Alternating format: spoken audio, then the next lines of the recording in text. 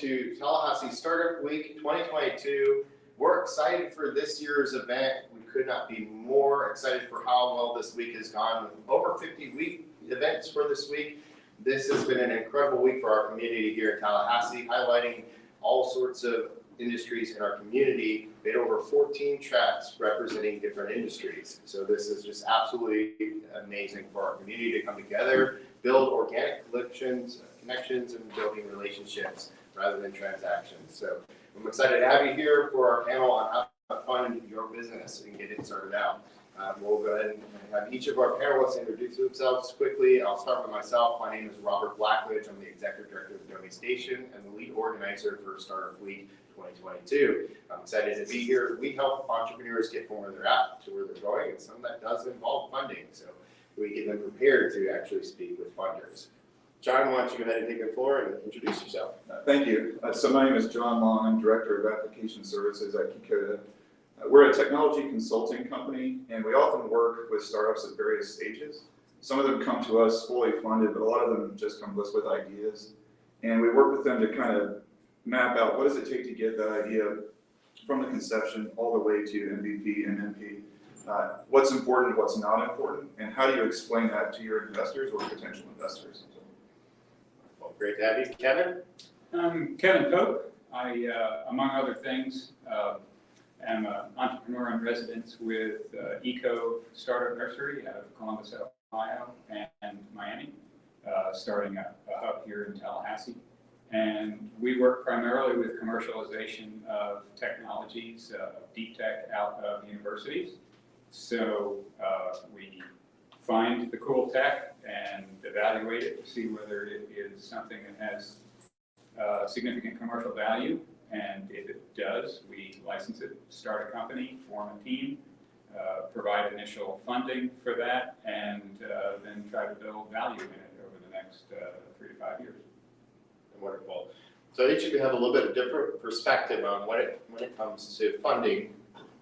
John, why don't you start us off and tell us a little about Kikoda's journey and what that has meant for your funding experience here in the Tallahassee region. So Kikoda we didn't do a lot of venture funding or anything like that. It was really self-funded. We had some people that had come out of the software industry and decided to start their own company and self-fund. So we didn't go through a lot of rounds of personal funding for the company itself, but we constantly work with, as the company has grown, we've taken on customers and use our expertise to, understand the technology landscape. A lot of companies that we talk to are either heavily in the technology world or some major component of their business relates to technology, and we take our expertise to help them understand what part of that is important to get to market, what's going to drive their business, what's going to give them growth.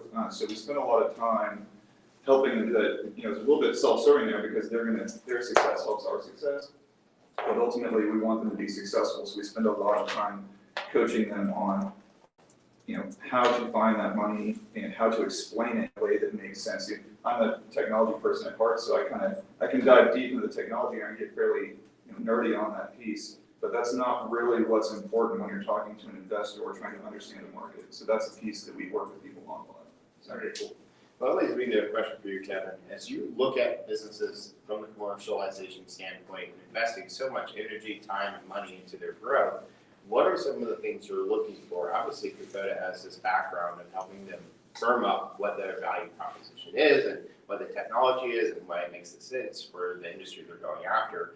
But from the perspective of actually offering funding for that, what are the key things that you were looking for? Well, I have to answer that 2 ways. One is from the perspective of ECO.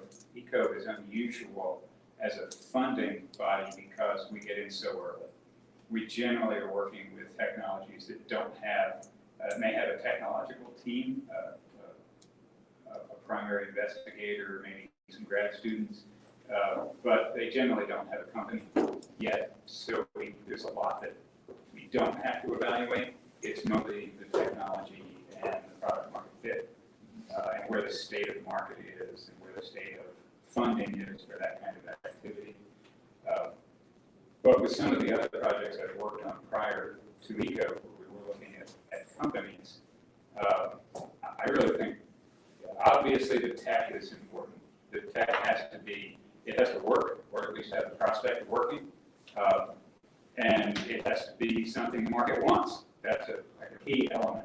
Got to be something that people, they want it and they're willing to pay for it, and they're willing to pay something that's more than what it costs you to make it. Kind of basic fundamentals. But after that, it's really team. It's got to be the right people. And I probably advised and mentored 100 or more teams, and the successes have all been because of having the right suite of people. And they don't have too much ego wrapped around their own position.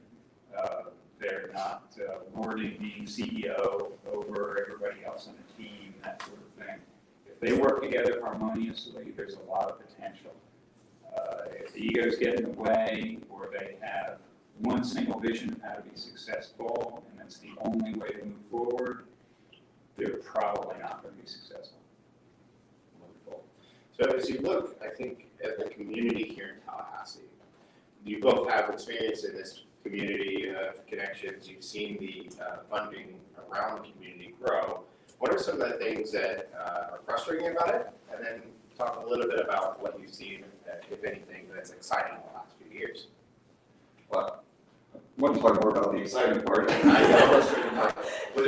So I'll start there. But the exciting part is, I think there are more, I know the market's kind of going up and down right now, but it doesn't change the fact that there are more investors willing to invest in ways to invest than there are good startup companies.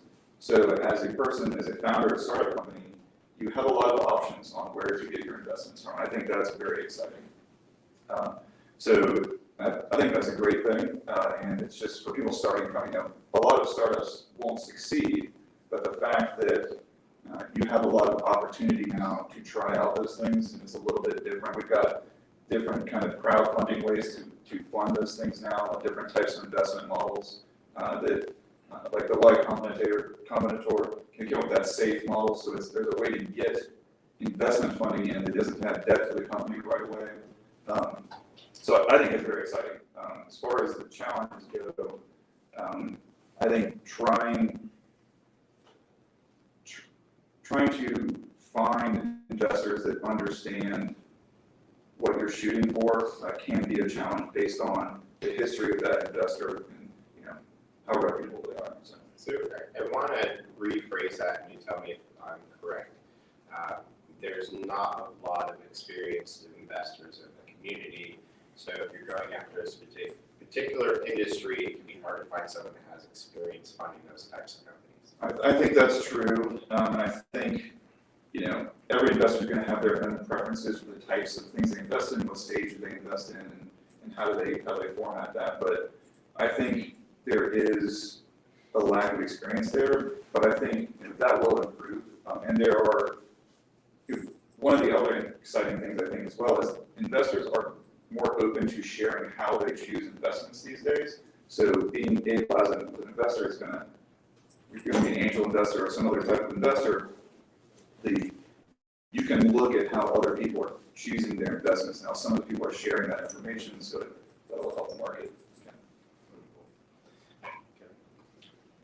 I'm going to start with the frustration.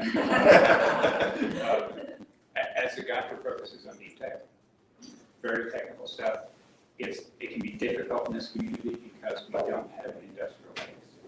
So, unlike Orlando, you go south of the UCF campus and you've got Siemens and Lockheed and L3Harris and huge companies, small companies, all kinds of different companies working on different technology. We don't have that base here. So it ties into what you were saying, John, that it's difficult to find folks that are familiar. I mean, there's a whole educational process. And maybe not a comfort level. If they've never invested in a certain industry, then they're going to be very uncomfortable about doing that. They can't judge the risks as well as if it's something that they know. So that's a difficulty, a challenge for us. Now to go positive, that's one of the reasons why we think that you can build that, even without an industrial base, you can build that by not just cherry picking around and getting one technology from FSU, and one from UCF, and one from Georgia Tech, and all that. decided to focus on this area, FAMU, FSU, and there's enough there to be able to pull a company out, maybe a company a year, and start building a deep tech ecosystem right here in Tallahassee. One thing people forget is that there's a national laboratory here. The hydrometric field laboratory that everybody forgets about is here, so there's the best technical knowledge about magnetics in the world is right here in Tallahassee. So that's an area that we can definitely build on. And we do build tanks. Tank parts are built. There is some industrial, and just to add to that, I think it's more niche. Like we see a lot more niche technology here because probably most likely due to the magnetic lab entices that really technical niche, but it's not as wide as what you would see in some other communities because there's not much exterior support. I want to touch on something you mentioned, John, and I think it's okay to go kind of high level here and not give us a checklist, but you mentioned there are a lot of good companies. Can you define that? What are the things that when you think of what a good company is, what does that look like to you? Well, I don't do a lot of investing, but I do work with a lot of people that do that, and I think you'll probably have something to say about this as well, but looking for you mentioned the team, right? And ultimately, the good company, you have to have a good idea, you have to be able to communicate that idea, but ultimately it comes down to a small startup company. It's going to come down to the team, the founders that start that company. Are they obsessed about what they're doing? Do they love what they're doing? Can they communicate it and evangelize it? Because the idea and the product that they're delivering is going to change. And if they're not able to adapt and change at this fast pace, that's an indicator of success there. So to me, what I look for, when we're trying to coach teams, is those are the qualities we're trying to instill in people when they go out to the market. Is your idea might be great, but it's not going to look the same 5 years from now, and you need to be able to adapt to that. So I think people struggle with that. They get caught up in their own personal preferences or biases, or don't see their the blind spots that they have, and it's easy to get caught up in those things and not focus on the part that's going to help your business grow. So one of the ways I phrase this is typically your solution is not necessarily the solution someone will pay you for. Right. And the business goal is to create solutions that people will pay for. Right. And that's a basic tenet of you'd be surprised somebody that goes right out the window. I solved it. This works for me. Everybody should buy this. That's true. Let's face it, entrepreneurs, especially in deep tech, where it's very, very technical, those people are all not just experts, they're world-class experts in their field. So they're brilliant people. And let's face it, brilliant people are used to having their ideas being good.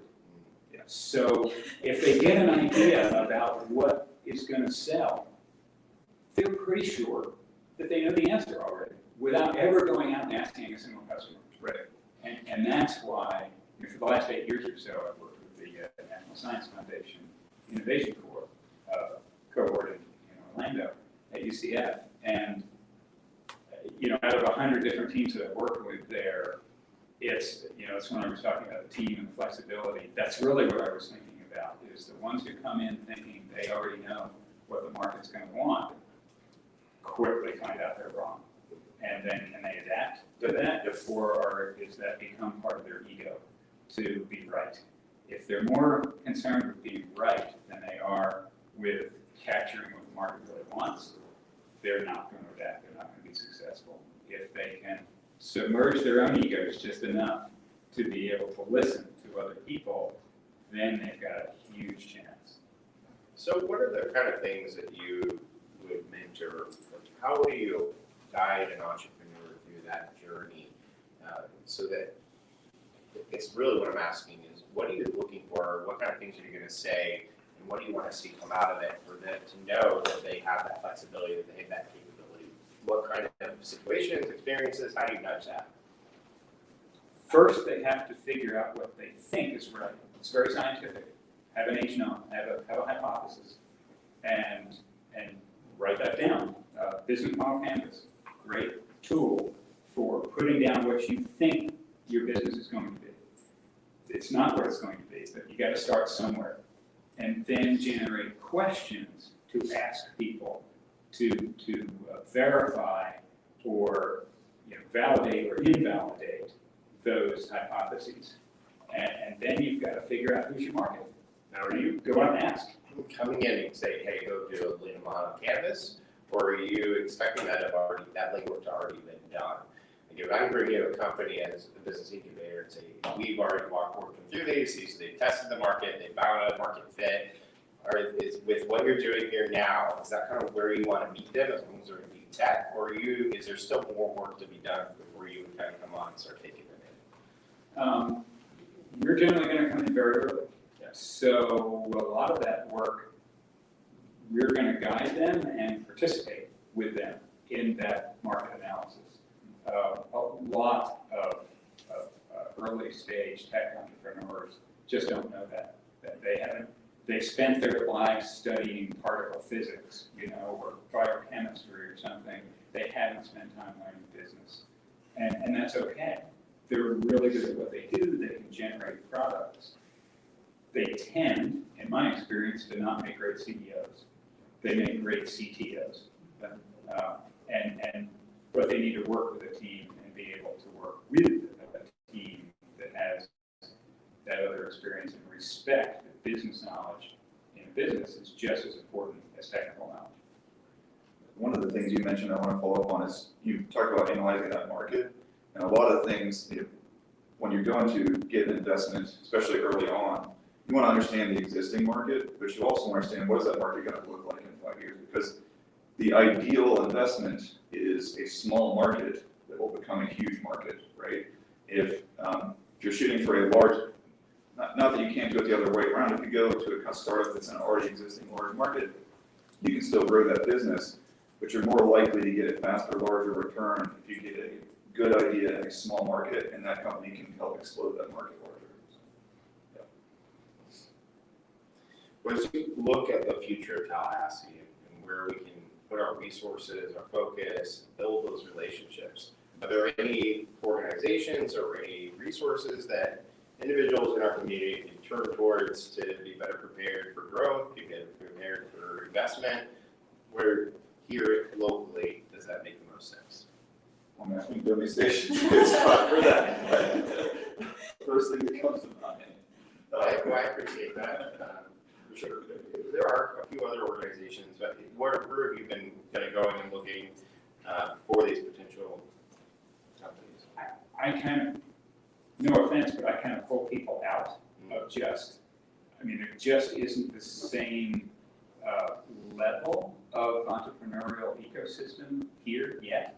You guys are working on it. Yeah. But you can avail yourself of every opportunity in Tallahassee and then go to Orlando and go, wow, look what's going on here. So, but there's no reason you can't travel the states. You can go to Orlando, and I've known a bunch of people that did like Million Cups, and we just do pitches all around the state.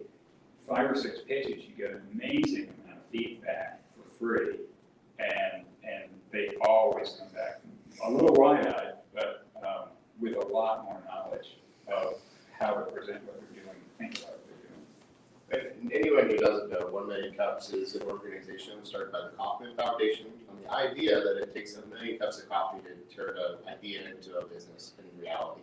And so every Wednesday morning at 9 a.m., 2 entrepreneurs come out. There's no bar, it's not a pitch. It is a presentation on where you're at, what you're working, what you're trying to do, and get 20 minutes of feedback from the community.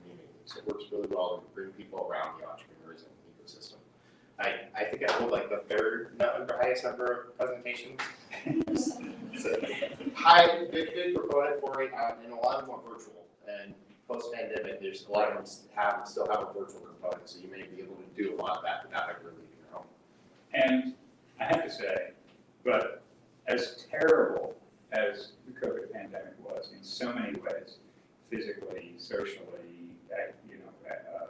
economically, there have been some positives. And one is, it is so much easier to build a business and to seek funding now when people are, when remote is normalized. I mean, I have calls internationally every week, and the idea of having to fly to Canada to have a meeting face to face, that would blow a week of my time and a month of my budget. And now to be able to have those calls twice a week by Zoom it's a lifesaver. There's so much, taking advantage of that is a huge part of entrepreneurship now. Absolutely. I think that's great too, because even if you have a company based out of Tallahassee, you can access resources around the world for that startup. But if you need something with a skill set that isn't here, unless you physically need it here to build something, they can work remotely and you can still access all that talent. So, yeah, that's great. Any other thoughts before we move into Q&A? I was going to throw out just a concept that, I mean, going back to the main topic here, funding for startup, what wisdom do I want to share about funding the startup? And I think the main idea is you've got to be innovative about sources. I think too many people read, I don't know, Forbes magazine or something, and read about VCs, and that's the first place they're targeting, and that's the last place to target. There's the guys who go to last. And for a lot of reasons. I mean, partly because they're the guys when you've already built something. You're trying to grow it, but early ideation stage and into pre-revenue, you'll give away the farm if you try to go that far. So there's a ton of stuff. Example, Department of Energy now has about $1 billion that they're giving away in grants for development of a hydrogen hub. So I'm heavily involved with some folks that are starting their ventures with DOE grants. Those are completely non-dilutive, and that's part of what I call mission-oriented funding rather than return-oriented. VCs are primarily return-oriented. Things like government agencies are almost exclusively mission-oriented. There's things you have to do and hoops you have to go through to get it, but it's because they want to seek a certain outcome, whether it's economic or social or environmental or whatever. So you can look at your business and try to find those mission-oriented funding sources first, because you won't have the same level of pressure to develop revenue within 2 years, return their investment within 3, turn a 5x return in 5 years, and that sort of thing. John?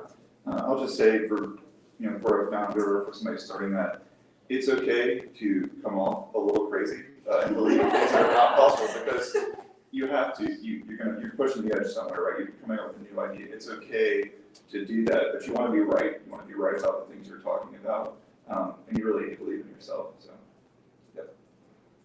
Well, I'd love to answer any Q&A questions. No, Julie, you had one? Yeah, so I know, John, you talked about how you've also helped some founders through the process of, I guess, an MVP, and then also consulting them, and then also they've invited you to go to these pitches, right, Yes, to investors, so you kind of see the perspective of both. So I guess my question is what type of clientele is it like a upfront fee type of thing and through Dakota that a lot of our contracts are time and materials contracts, so they'll contract for us to say, hey, we're depending on, we have multiple different services, right? So we do like SaaS software and cloud platform and data analytics, but generally most of our customers will come to us, they have some sort of product that involves building out a technology solution in the cloud or something like that. We'll go through that whole process on what does it take to look like from end to end. The part you're talking about, we're going to go in and help them communicate that. We'll usually work with them very heavily on, there's a lot of low-level details that need to happen, but ultimately, here's how you're going to explain your return on investment. Here's how this is going to help you grow. Here are the differentiators you're going to need to use to kind of sell yourself in the market, and then how to communicate that to your investors. So sometimes they do ask us to come in and help communicate that. Say, hey, here's our team of experts in this area, because they may not be experts in the technology area. They understand it, but there are certain times where a board or some other type of investment vehicle wants to understand more about it. So they'll have us come in and do a presentation that for them that talks through all of those things of what's going to be delivered, what they're going to get out of it. So it's been a very fulfilling process. I really enjoy that part of it. I know you focus on early stage, but then both of you probably have a network of people, of investors from Angel, I'm guessing, and you probably wouldn't want to refer anyone if you obviously want to contribute. But I am just kind of browsing, but I know there's events in Florida. Maybe there's a network or event that you recommend, or is there, as far as being local, is there a program that needs to be needed to educate people who want to be angel investors? Is there something that exists already like that they're networking and getting together, and so that I'm just coming up with some ideas, but maybe even that might not. ECO is a bit unique because although we provide some early funding for these opportunities coming right out of the university, then we're immediately turning around and trying to get the next stage, the next round ourselves. So we're also seeking funding a lot. Now we do have a large network of primarily European investors, which is a challenge for us now since their economy is even worse than ours. But getting into the Florida funding network is actually something we're in the process of doing right now. We haven't, our office in Columbus is good at Ohio sources, and there are more in the way of state government sources in Ohio than there are in Florida. But, so we're still learning that ourselves, even though we have a network, but we need another network that's more local. So I can talk a little bit about that. I raised capital in the state of Florida, and I'm still pretty heavily connected with those resources across the state. So Florida Funders is one of the biggest ones. They do an annual conference. It's phenomenal for getting connected with a lot of investors, as well as if you're a startup that wants funding, that's a good place to go if you can get in there. And they have a decent application process that you'll have to go through to present during it, but you can just attend as an attendee. Then there was the I-4 corridor effort that was a few years ago, and there's still a lot of remnants on the work that they did to bridge across the I-4 interstate to connect the investors there. Most of the heavy Miami, Orlando, and Tampa all have fairly decently well-developed investment networks. It wasn't so even 5 years ago, but now we're really at a point where they have early stage funding through kind of later stage funding. Well, those pipelines are well developed or pretty close to it. There isn't Jacksonville Angels. In Tallahassee specifically, there's been several efforts to start that. Even last year we met we funder, and Reed wasn't able to make it, but it was going to be on this talk where you could invest $100 in startups, and we couldn't get anyone to do it. So there's a real opportunity in this ecosystem to kind of bring awareness that there are companies here that you can invest in, that you can be engaged in what is going on in this ecosystem. So on the funding side of that question, there are well-developed systems across the state and across the nation that you can get engaged with, but locally it's still kind of 5 to 10 years behind everybody else. Florida Venture Forum is a good, they have a conference every year in Miami in February. I'll be at that because that's a big one. Like all the big funders in Florida are there. That's the one I was talking about. Yeah. Isn't it Florida Fund? Yeah, Florida Venture Funders. Yeah. Well, Florida Funders is a group, but Florida Venture Forum is a conference. Gotcha. And I'm sure Florida Funders will be there. But and they have a show in Tampa late in the year, September, October, something like that. I can't quite remember when. It's focused more early stage. Synapse is another good one. Yeah. If you're not connected with that, that's a great platform. They're working statewide to connect us all together around innovation. So if you're tech-based and focused, that has investors as well as technology resources to connect you across the ecosystems.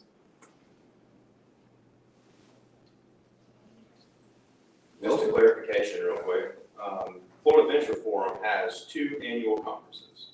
One is the Florida Early Stage Capital Conference for early stage ventures. The other is the actual Florida Venture Conference, which is for growth stage and later stage companies typically. Larger funds and firms are going to be at that one, which is in February. And smaller seed funds and angel groups and some Series A funders tend to congregate at the early stage conference, which is later in the year, like, I think October-ish. So yeah, those are two great events to get plugged in. Whether you're thinking about gearing up to raise a round of funding, or if you're already in the middle of a round, those are two good events to get plugged into. You want to introduce yourself? Yeah, it's good Sorry. to introduce yourself. Yeah, Matt Johnson. I run a seed fund based in Atlanta. Live in Thomasville, Georgia, so just up the road from Tally, and been a part of this ecosystem, trying to help it along for many years now. We appreciate your hard work. Joining us. Some of the organizations locally to highlight, if you want to get involved on the tech side of it, you have NAP 20. It's more of a social group, Nerds Across Tallahassee. It's a great way to get in contact with other individuals that are in the tech space, and kind of that deep technology sphere. You also have the Tallahassee Technology Alliance, which puts on events that helps to bridge the gap between tech employers and tech talent in the ecosystem. So that can be somewhere where you can find those potential investable ideas and those collaborations. Both of those are great examples. You also have Innovate TLH, which is something new that's standing up. So there are a couple of efforts in the ecosystem that are trying to pull the community together around some of these more higher tech and high growth ideas. And of course, Domi Station does their first Friday every Friday, except for January, where you can come and just network with a wide variety of people. My perspective is the more organic collisions, the more relationships we can build, the more of this that will spur. This early investment, a lot of the times, is friends investing in either recommendations from other friends or in individuals that they've met and believe in. So it's really at a core grassroots efforts to start spurring this kind of activity across our ecosystem. Any other questions from the audience? I got one more thing I'd like to add. Absolutely. So, and I think this is super important for emerging ecosystems like a Tallahassee. So, the panelists talked earlier about alternative ways of financing startups outside of traditional venture capital and angel funding. What I'm seeing more and more of is customers helping fund early companies. So you may be able to take that approach here.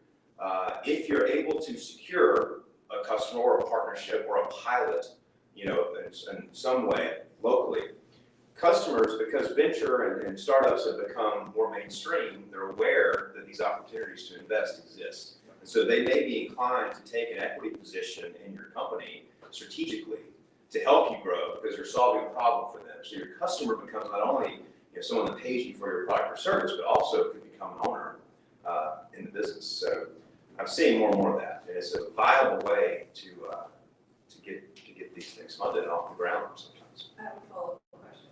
So what's a good first goal for someone to say, like, hey, I have 1,000 customers? And Well, if you have 1,000 customers, you're probably way beyond.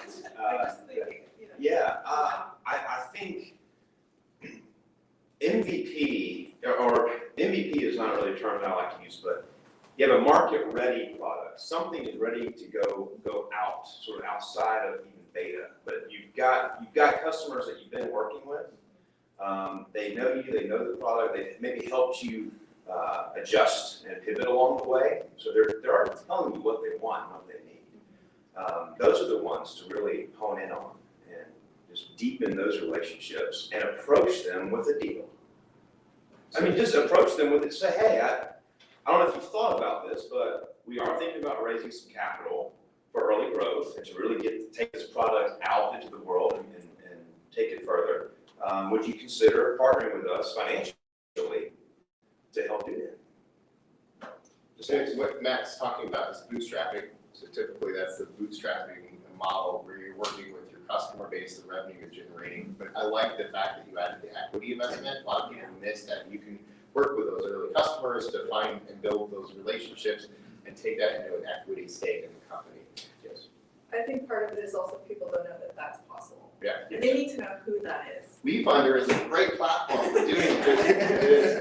As a starting point, Yeah, 100%. You can they've set raised the terms. up to 50 million, you said, or over 100 million for each. You can, I forget what the limit is, it has to do with SEC stuff, but they quite literally can set the amount, you as the entrepreneur is the one setting the terms, and so that's either equity stake, that's either, you give them a return on their investment, you give them a product, you can do all of, so you could quite literally go through all the stages that were talked about, all on the platform. You start out with, hey, here's my product, you're gonna get the product for X amount of dollars, it's 50% off, and then you go, hey, did you like the product? We're going to go to stage 2 of the product, and then we're doing an equity stake. So since you were our first investor, we're giving this, bonus percent on the equity that you would get off of the valuation. So That's why we those wanted to go. it is. I mean, these tools are there, and the platforms are available to do this really seamlessly in today's society. And that's called WeFunder? Yeah. Yeah, they're one of the platforms that We does it. ran a test for our last pitch event,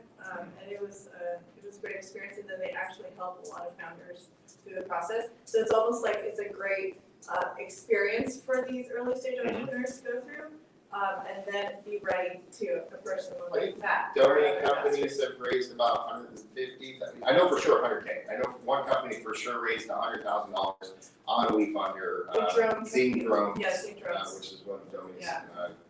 graduate. And they had several Y Combinator startups raise funds through WeFunder as well. I kind of piggybacking on that as well, that even if you don't want to go, you're ready to go through something like WeFunder, if you're just finding individual investors and you've not gone through any sort of round of funding, the change, the legislation that came out of the 2012 Jobs Act and that scaled application for future equity, that framework is super simple to use. And you can get investors in there that'll eventually convert into equity if you haven't set anything up yet, you don't have anything. You can get individuals invested, it's a very simple process. It's safe. Yeah. It's not it's a safe. It's a safe. Yeah. And Y Combinator has all the documentation on it. It's all free out in public. And it's very easy, it's free, there's not a huge level of debt burden to the company, it's a very easy thing to get started with. So. All this, whether we use a safe or use WeFunder, really is on the relationships, because you're not going out. You can do the platform, you can do cool videos, do all this, but you really need to front load it, just like any crowdsourcing. You go to your community, the relationships you have. The nice things about these legislative changes is it could be 10, it could be 20, it could be $100. You can say, hey, instead of taking me out to dinner for my birthday, invest in my company. Those kinds of conversations are what you're having in this early stage. And you have something that they can hold on to. Like here's a piece, a safe. The safe is a terminology meaning that you're giving them equity in return for that investment. So those kind of tools are there and easy to use so that you can grow your business idea without burdening or going through the VC. The VC is a lift. Like the due diligence alone will destroy most businesses. Be ready for that. You're not ready for it. So, we've talked a little bit on that higher end, but we really are in this ecosystem, even just building out those relationships in a way that you can go and ask for $100 or 10. I forget what the SEC limits on any non-certified. So there's a lot. If you have questions, we can go into detail. But there is resources, no matter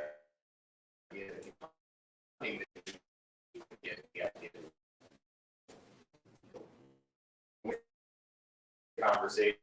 I hope we have more of these throughout the year. How we bring more capital to our ecosystem.